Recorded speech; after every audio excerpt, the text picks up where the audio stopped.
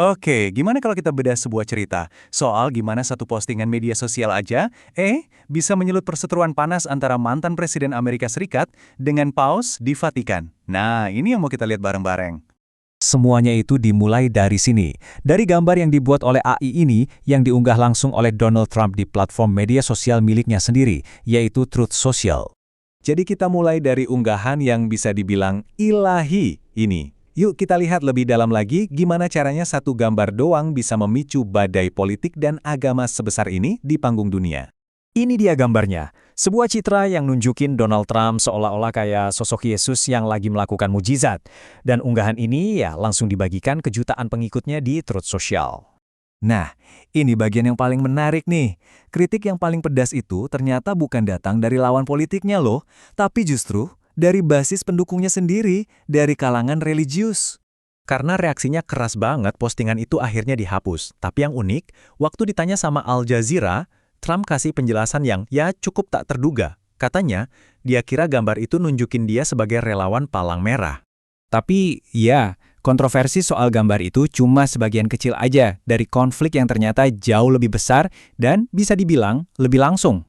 Soalnya, perseteruan ini juga melibatkan Paus Fransiskus, pemimpin tertinggi Gereja Katolik, yang ternyata juga jadi sasaran kritiknya Trump. Di platform media sosialnya, Trump melancarkan serangan yang cukup tajam menyebut Sri Paus itu lemah dan juga sangat liberal. Jadi apa sih pemicunya? Nah, serangan ini bukan asal-asalan. Ini terjadi persis setelah Paus Fransiskus secara terbuka mengkritik ancaman militer Amerika Serikat ke situs-situs budaya di Irak. Terus gimana tanggapan Paus?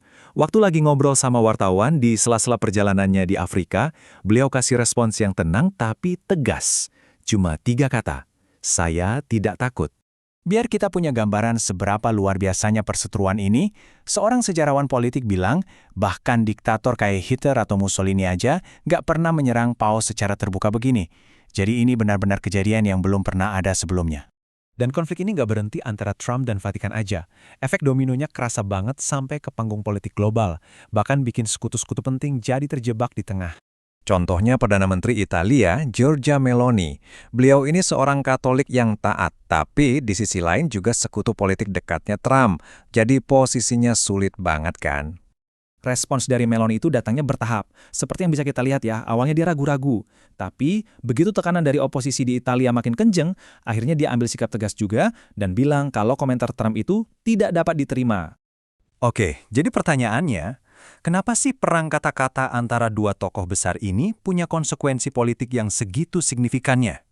Jawabannya ada di angka ini, 70 juta.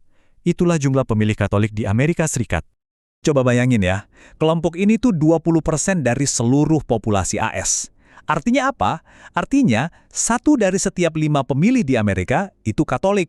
Ini kan jadi blok suara yang super penting dan bisa banget menentukan hasil pemilu. Kalau sampai membuat demografi sebesar ini menjauh, wah dampaknya bisa langsung kelihatan di peta politik. Jadi perseteruan ini jelas lebih dari sekedar heboh di berita utama aja. Dan semua kisah ini ninggalin kita dengan satu pertanyaan besar buat dunia kita sekarang yang serba terhubung. Kalau politik dan keyakinan sudah berbenturan di dunia maya, sebetulnya siapa yang berhak menarik garis batasnya?